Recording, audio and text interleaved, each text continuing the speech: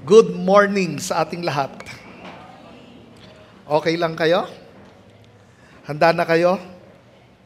Natapos na natin ang Lesson 1 and Lesson 2 ng ating pag-aaral in the book of Colossians. Ngayon ay nasa Lesson 3 na tayo. Ang Lesson 3 ay nakafocus on prayer for spiritual growth. So ang passage natin dyan ay ang Colossians chapter 1, verse 9 to 14. Ang ating part 1 ay ang verse 9, part 2, verse 10, part 3, verse 11, part 4, verse 12, and part 5, ang verse 13 to 14. Na kung saan, sa 5 part na ito, titignan natin ano ang mga panalangin ni Apostle Paul sa mga mananampalataya. Kasi narinig ni Apostle Paul ang dakilang bagay na ginagawa ng Diyos sa buhay ng mga mananampalataya, na tuloy-tuloy silang nagmamature sa kabila ng maraming mga persecutions, sa kabila na mayroong mga nanggugulo sa kanila, mayroong mga false teachers, mayroong mga nagtuturo ng mali, pero sa kabila ng maraming mga gustong mag-impluwensya at manggulo sa church, narinig na Apostle Paul ang spiritual growth ng mga mananampalataya. Kaya makikita na natin ngayon sa verse 9 kung ano ang unang panalangin ni Apostle Paul. Ang tanong ko ay, kapag tayo nagpe-pray or pinagpe-pray natin ang mga kapwa natin mananampalataya, ano ang laman ng ating panalangin? Ibang-iba ang panalangin ni Apostle Paul compare sa 21st century Christians. Maraming mga Kristiyano, ang panalangin nila ay more on material wealth, more on success. Pero sa verses 9 to 14 ng Colossians chapter 1, hindi iyon ang pinakauna na panalangin ni Apostle Paul. Kundi ang kanyang panalangin ay ang spiritual growth ng mga mananampalataya. Kaya ang part 1 natin dito sa lesson na ito on prayer for spiritual growth is knowing God's will. Sabi nyo nga, knowing God's will.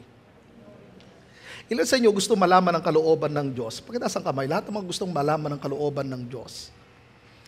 Bilang mga Kristiyano, talagang dinidesire natin na malaman ang kalooban ng Diyos. Halimbawa, sa trabaho, ano ang trabaho na kalooban ng Panginoon para sa akin? Sa relationship, Panginoon, kalooban mo po ba itong taong ito? Or maari dahil sa sobrang ganda mo, daming nanliligaw sa iyo, Lord, sino kaya sa 10 ito ang sasagutin ko, Panginoon? Sino yung kalooban mo? Pag lalaki naman, Lord, sino po? Si Aida, si Lorna, o si Fe? Parang pelikula tayo at kanta no? Mahirap kasi itong mga bagay na ito. Sa trabaho, pag namali tayo ng napili, ang habang suffering. Di lalo na sa relationship. Kung pumalpak tayo, pagdating sa pakikipagrelasyon, yan ay napangasawa mo, tandaan ninyo, till death do us part yan. Habang buhay na yan. Kaya sa mga mag-aasawa, sa mga binata't dalaga, ay hindi basta tumibok lang puso ninyo, Lord, siya na. Hindi, kailangan mong ipag-pray. Ano ang kalooban ng Diyos? Ito ba'y kalooban ng Panginoon? Kailangan talagang hanapin mo ang perfect will ng Panginoon. And many times, nakafocus tayo sa feelings natin. And I tell you, ang feelings, pabago-bago, nawawala. Nawawala ang kilig. Kaya sa pagpili, hindi madali. Pag namali ka, delikado ka. Kaya sa mga bagay na ito, sa maraming mga decision, sa workplace or sa trabaho, mayroong mga job offers sa iyo, pagpe-pray mo, Lord, ano ang perfect will mo? Relationship, sino ang gusto mo, Panginoon? Ano ang kalooban mo para sa akin? Dahil tandaan ninyo, kapag perfect will ng Panginoon, hindi naman yan sisira sa iyo. Hindi naman yan maglalayo sa iyo sa Panginoon.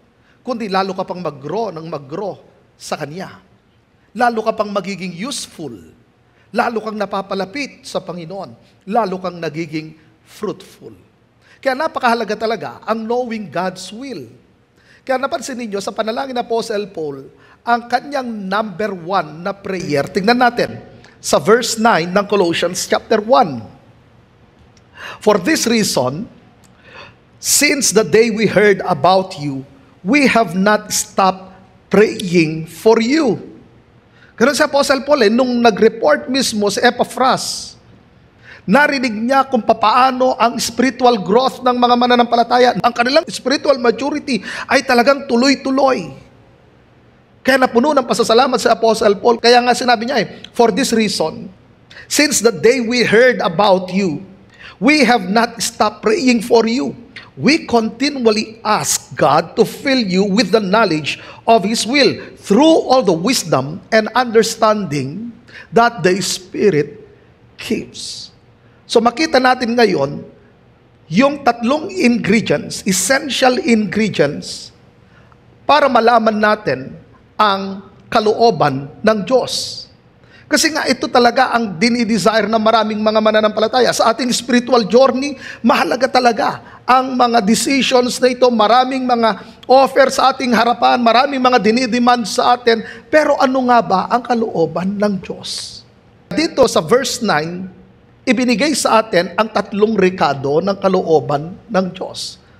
Ano ito? Number 1, be filled with the knowledge of God's will. Basahin natin ang sinabi ng kanyang salita, that you may be filled with the knowledge of His will. Yan ang unang panalangin ni Apostle Paul in verse 9.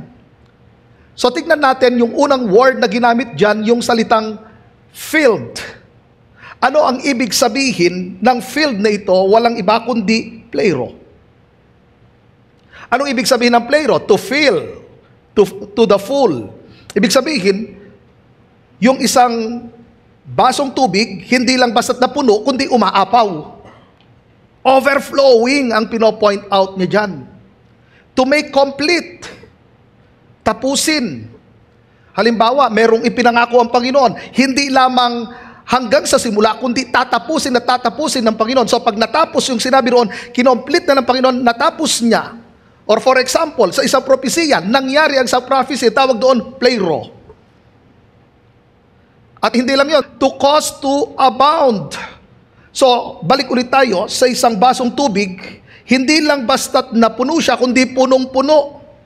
Lumalabas talaga yung tubig.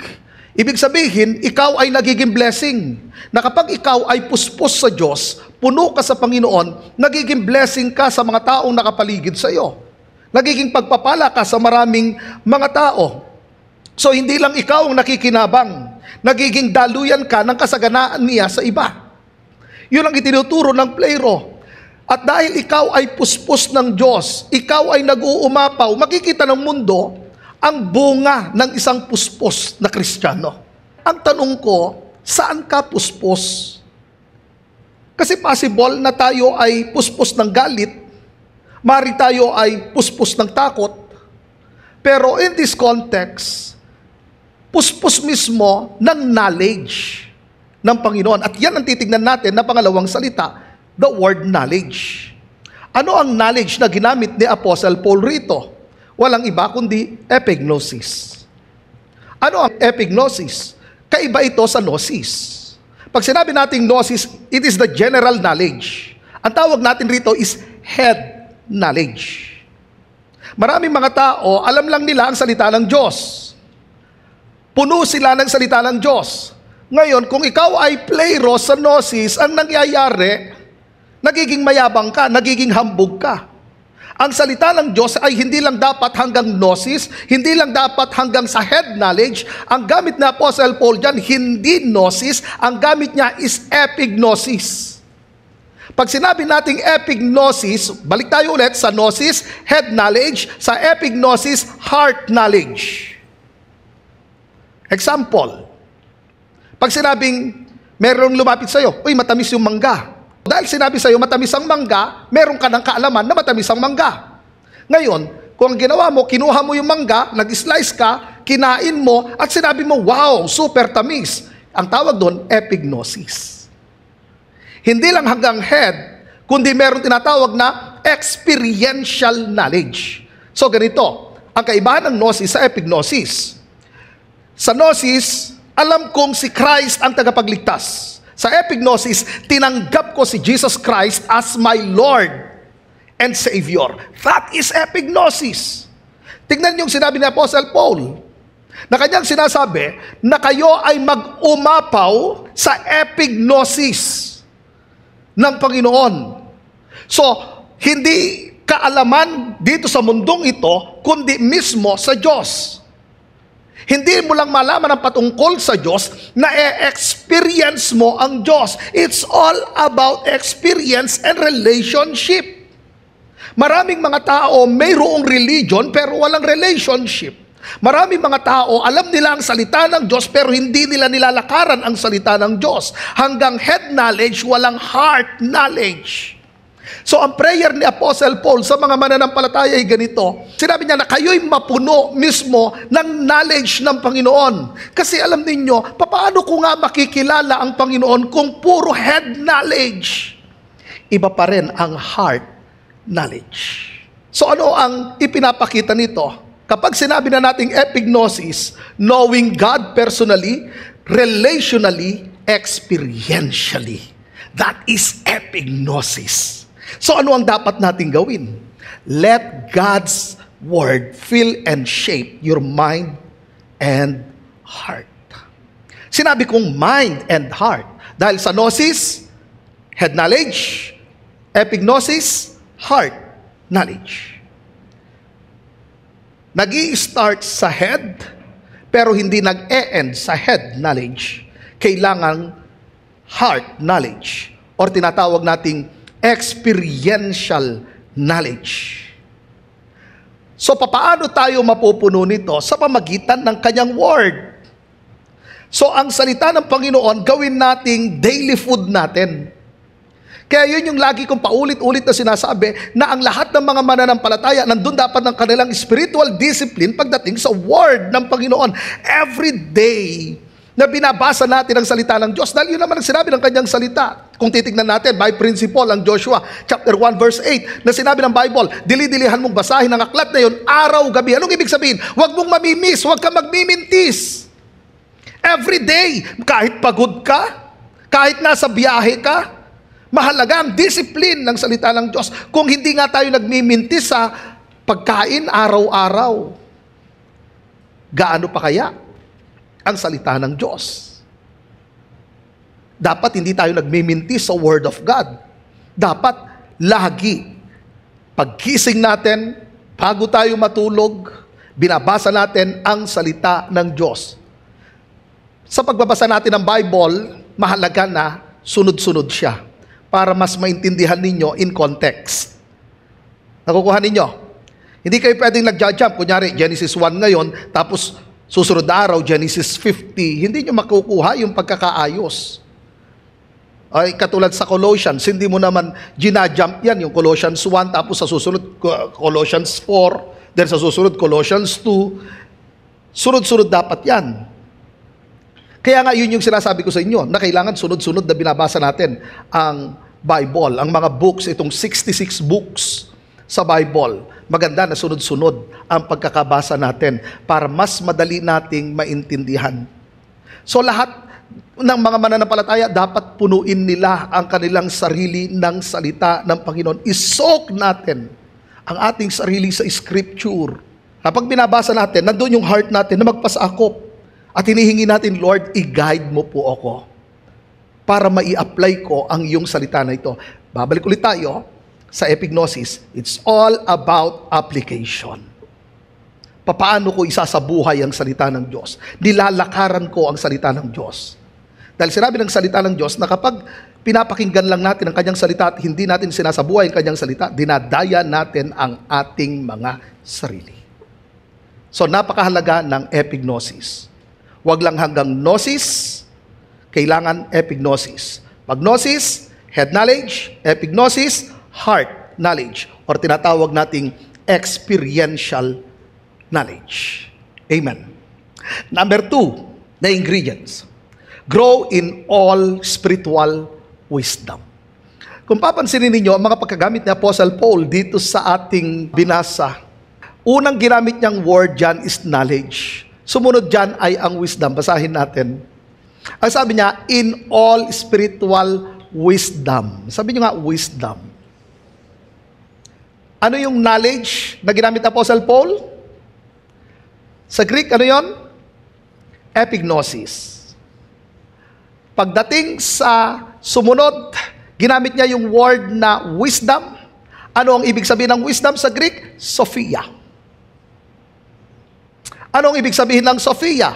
Is the ability to apply truth in real life situations. Pabalik tayo, mag-focus muna tayo sa gnosis para gawin nating sunod-sunod. I-last natin yung epignosis para alam natin yung pagkakasunod-sunod nitong verse 10. Simulan natin sa head knowledge. Sa gnosis. Sa gnosis, meron kang alam patungkol sa salita ng Diyos. Ngayon, sa Sophia, hindi mo lang basta't alam ang salita ng Diyos, kundi papaano ko i-apply ito sa isang sitwasyon. Tinuturuan ka nito pagdating sa godly decisions. Kaya nga sa relationship, sa mga trabaho, bawat pagdidesisyonan natin, kailangan natin ng Sophia. Kailangan natin ng wisdom. Kapag sinabi nating Sophia, hindi lamang make godly decisions, usapan dyan ay ang eternal principles. Ang principles ng salita ng Diyos. So ganito, sa gnosis, meron kang general knowledge sa salita ng Diyos. Pagdating sa Sophia, alam mo ang principles ng salita ng Diyos. At yan yung madalas natin pinag-aaralan. Pag-aaral natin ng Tuesday, pag-aaral natin ng Sunday. Lagi kong itinuturo sa inyo ang mga principles ng salita ng Diyos. That is Sophia. Kasi, anong halaga ng alam ko lang salita ng Diyos kung hindi ko naman alam, i-apply ito sa aking sitwasyon. So, kailangan natin ng Sophia kasi ang Sophia nakakatulong sa atin to avoid foolishness or sin. Malaking tulong ito para hindi tayo magkasala, hindi tayo mahulog sa trap ng kaaway, hindi tayo maiba ng way, hindi tayo pumili ng maling desisyon. Yun yung sinasabi ni Apostle Paul. Balik ulit tayo, yung word na feel, pleiro, nag-uumapaw ka, puspus ka. Hindi lamang ng epignosis, kundi ng Sophia. So, ibig sabihin, sa buhay nating mga Kristiyano, laging mayroong mga choices. Laging mayroong mga opportunities.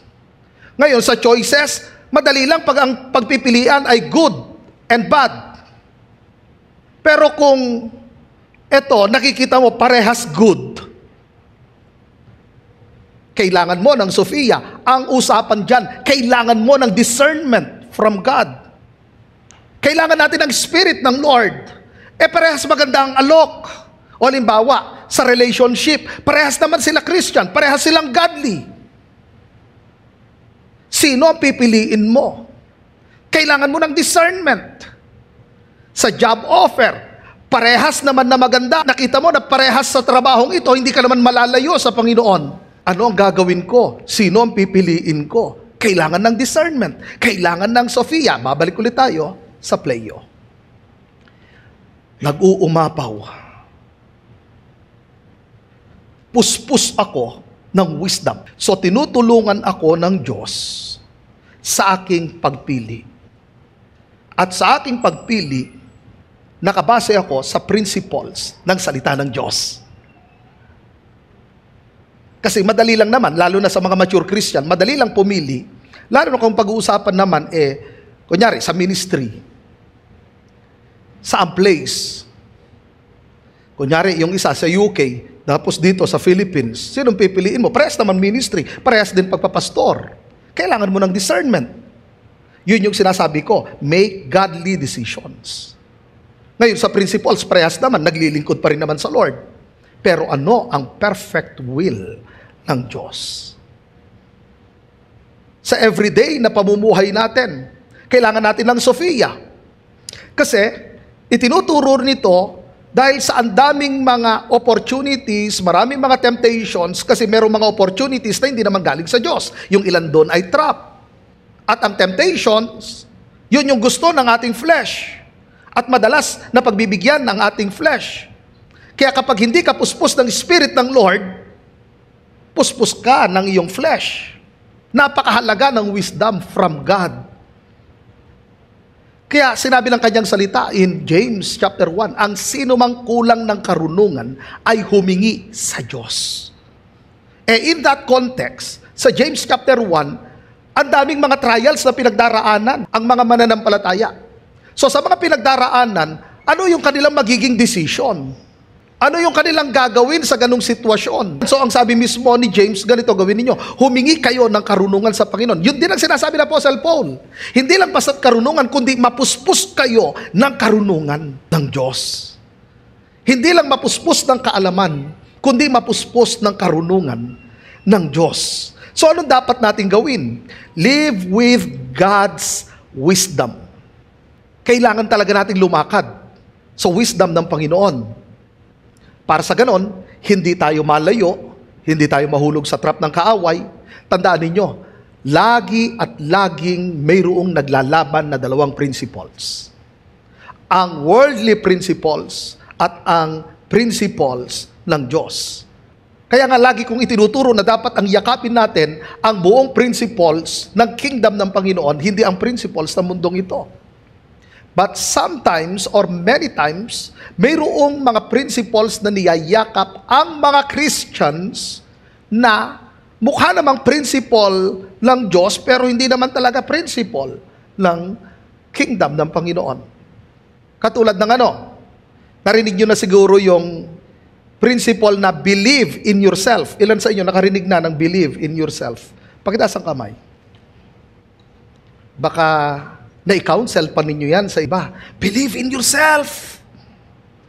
Friend, believe in yourself. Tanong ko, saan sa Bible na itinuro ang believe in yourself? Ang sabi ng Bible, mangmang ang isang taong nagtitiwala sa kanyang sarili. At ang sabi ng Proverbs chapter 3, trust in the Lord with all your heart. Hindi sa sarili mo, sa Diyos. Ang sabi ng Bible, with all your heart. But sometimes, ang mga believers, ang mga mananampalataya, niyayakap nila ang principle na believe in yourself. Hindi yan dapat ang principle natin. Or maari yung principle na revenge is sweet. Narinig nyo na yon? Yung principle na yon, revenge is sweet. Pero ano ang principle ng salita ng Diyos? Simple lang, love your enemies. Parang sabi ng iba, ba't ko iibigin ang aking kaaway? Wag Tandaan mo, sino ka, ano ka sa harapan ni Christ. Kung ikaw ay nanampalataya kay Kristo, then naniniwala ka talaga sa pagpapatawad. Bakit? Dahil pinatawad ka ng Diyos.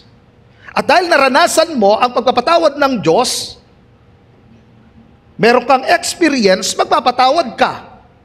Yun ang kaibahan ng gnosis sa epignosis. Babalik ulit tayo sa gnosis sa epignosis. Maraming mga tao, alam nila na sinabi ng Bible, love your enemies. Pero hindi ina-apply hanggang gnosis. Walang epignosis. Tandaan ninyo, nung tayo nanampalataya kay Christ, natanggap natin ang pagpapatawad ng Diyos. At ang sabi ng Bible, dati kaaway tayo ng Diyos. Ang pinopoint out niya, bago tayo nanampalataya kay Christ, kaaway tayo ng Diyos. Pero anong ginawa ng Diyos? Pinatawad niya tayo. So na-experience mo ang pagpapatawad ng Diyos. Bakit ka pinatawad ng Diyos? Kaaway ka ng Diyos Ang dami nating kasalanan. Pero pinili ng Diyos na patawarin ka. Ngayon, ang Diyos mismo, ang Panginoon, nagsabing, love your enemies. Sabi ng iba, si Lord yun. Ako, hindi naman si Lord. Ang may dahilan niyan ay hindi dahilan ng mga disciples ni Christ.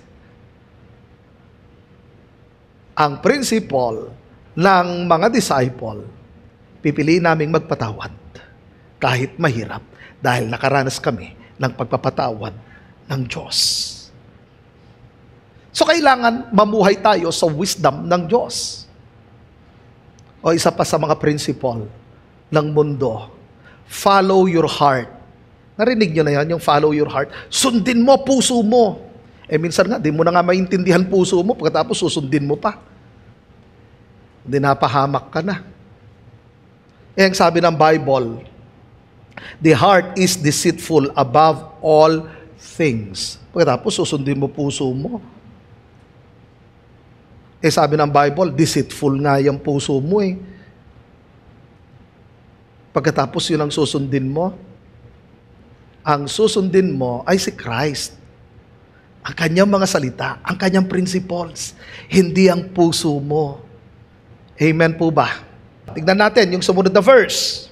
And spiritual understanding. So makikita na natin ngayon pagkakaiba. Una, ginamit niya knowledge, sumunod wisdom, sumunod understanding. Minsan, di ba, pag binabasa natin ang Bible, ano kayong pagkakaiba ng mga ito? Knowledge, wisdom, understanding. So tignan natin ang pangatlong rekado. Walk with spiritual understanding. Ano nga ba ang salitang understanding na ginamit ni Apostle Paul dito? Sunesis. Anong ibig sabihin ng sunesis? It means insight, discernment, or the practical application of wisdom. Okay, tingnan natin ha. Simulan natin, ilalas natin yung epignosis. Ganito. Sa gnosis, meron akong kaalaman. Sophia, alam ko na mga principles ng salita ng Diyos. Sunesis, alam kong i-apply sa tamang panahon. Pag epignosis, isinasabuhay ko na. Ganito, para mas maintindihan natin, pag-usapan na lang natin sa pagmamaneho ng sasakyan. Sa gnosis, alam mo yung mga parts ng sasakyan. Alam mo yung sa manubela, alam mo yung sa gas, sa silinyador, sa brake, sa cambio niya. So meron kang general knowledge sa sasakyan. Susunod sa Sophia, principles. Alam mo yung principles ng pagdadrive. Papaano maging safe sa pagmamaneho. That is Sophia. Ngayon, sa Sunesis, alam mo kung kailan gagamitin ang brake. Alam mo kung kailan magkakambyo, magdadagdag, or magbabawas. Alam mo gagamitin ang manubela kung liliko sa kaliwa or liliko sa kanan. That is Sunesis. Ngayon, pagdating sa epignosis, minamaneho mo na. So, hindi lamang hanggang basta't alam mo ang patungkol sa sasakyan, hindi lang basta't alam mo ang safety driving, hindi lang alam mo kung kailan gagamitin ang brake, hindi lang hanggang sa alam mo kung kailan liliko, kundi alam mo mismong imaneho, nakaupo ka na, na-experience mo na. That is epignosis. Nakukuha ninyo? So, yun yung itinuturo mismo ng spiritual growth para malaman natin ang kalooban ng Diyos. So, balikan natin ang sunesis. Kahit alam mo ang principle, maraming mga Kristiyano, pag dumanas ng matinding pagsubok, hindi nila alam kung ano ang i-apply nilang principle doon. Ang sunesis ay nagsasabing, ito yung principle na gagamitin mo para sa ganyang sitwasyon. So alam mong gamitin yung principle sa anumang mga sitwasyon na pinagdaraanan mo. Pagsubok man sa relationship, sa mga job offers sa'yo, anuman ang mga nasa harapan mo, alam mo kung kailan mo gagamitin ang principles na yon. That is sunesis. Pero yun nga, sabi ko sa inyo, hindi nag-e-end sa sunesis, kailangan ng tinatawag na epignosis. Yun na. Gagawin ko na mismo. Yung magde-decision na mismo ako, hahakbang ako. So ano ang dapat nating gawin? Make decisions through God's lens. Sa bawat pagdidesisyon natin, titignan natin sa perspective ng Diyos. Tinitignan natin ang big picture. Yun kasi ang sunesis Nakikita mo ang big picture. Nakikita mo ang kabuuan. Katulad ng kay Joseph, nung una hindi nakikita ni Joseph ang kabuuan. Di ba nakita niya ang dream? Binigyan siya ng Lord ng dream. Sinabi ng Lord, Joseph, ito yung dream ko sa iyo. Darating ang araw, ikaw ay magiging mataas na leader. Pero hindi pa niya nakikita ang big picture. Nung sinare niya sa kanyang mga kapatid, natuwa ba ang kanyang mga kapatid? Hindi, nagalit pa nga sa kanyang mga kapatid niya. Kaya nga nagbalak ang kanyang mga kapatid na siya'y patayin. Pero merong isang nag-intervene, sabi na, huwag natin patayin, kapatid naman natin yan. Benta na lang natin. Ibinenta mismo si Joseph. Pero hindi pa nakikita ni Joseph ang big picture. Pero tandaan ninyo, sinabi roon, and the Lord was with Joseph. Lahat ng ginagawa ni Joseph, nagtatagumpay siya. Ngayon, after ng maraming taon, mababasa natin ngayon sa Genesis chapter 50, verse 20, sinabi ni Joseph, ang balak ninyo masama, pero ginawa ito ng Diyos na mabuti para maligtas ang marami. Nakita niya ang big picture. Yun mismo ang sunesis. Nakikita mo ngayon sa pananaw ng Diyos. Nakikita mo ang big picture. Nakukuha ninyo? Parang sa puzzle, nakita mo ang kabuuan. That is sunesis. Kaya nga, sa pagdedesisyon natin, hindi tayo nakabase sa ating feelings. Sabi ko nga sa inyo, ang feelings mabago-bago. Hindi dapat nakabase sa opinion. Hindi dapat sa pressure ng mundong ito. Kasi minsan, nape-pressure na tayo. Kaya napansin nyo yung iba, gusto na magka-jowa kasi pressured na eh. Naku, yung mga kabatchmate ko, meron ng mga anak, so dapat mag-asawa na ako. Nagmamadali yung iba. Parang may deadline eh, no? Hindi ganon. Kaya maraming mga Kristiyanong pumapalpak kasi hindi nila tinitingnan sa perspective ng Diyos. Hindi nila tinitingnan sa big picture. Kaya yung maraming mga Kristiyano, basta nag-asawa na lang, unbeliever ang pinili. Kasi nga, yung edad ko eh. Nagmamadali. Short-sighted. Pag hindi natin tinitingnan sa perspective ng Diyos, napaka-short-sighted natin. Pag sinasabing tinitingnan ko ngayon sa perspective ng Diyos, tinitingnan mo ang kabuuan, hindi lang yung ngayon, pati yung future. Ano kaya magiging impact ng decision na ito? Babalik ulit tayo. Sa perspective ng mundo, ang decision ay nakabase sa feelings, opinion, dahil sa na-pressure. Pero pag sinabi nating perspective, nakabase sa Word of God, sa principles ng salita ng Diyos, sa timing ng Panginoon. Kaya mga kapatid ko, lagi nating itatanong sa bawat decision natin, ito ba nakakatulong sa akin sa aking paglagong spiritual? Lalo ba akong nailalapit sa Panginoon? Naka-align ba ito sa purpose ng Diyos? Kasi napakahalaga na i-align natin ang ating mind sa Word ng Panginoon. Kung laging ang laman ng ating isipan ay ang salita ng Diyos, naka-align ang ating mind sa Word of God. Dahil tandaan ninyo, ang battleground ay ito. Ang ating mind. Ang daming binabato, ang kaaway ng mga kasinungalingan sa ating isipan. Doubt. Takot. Ngayon, kung inalaw mo itong doubt na ito, ang fear na ito, ang kasinungalingan na ito, then ang mangyayari, naapektuhan talaga ang decision mo. Pero kung naka-align ang mind na ito sa word ng Panginoon, hindi ka nagpapa-apekto sa sinasabi ng mundo. Ang laging isinasaalang-alang mo ang perfect will ng Panginoon, hindi ang permissive will.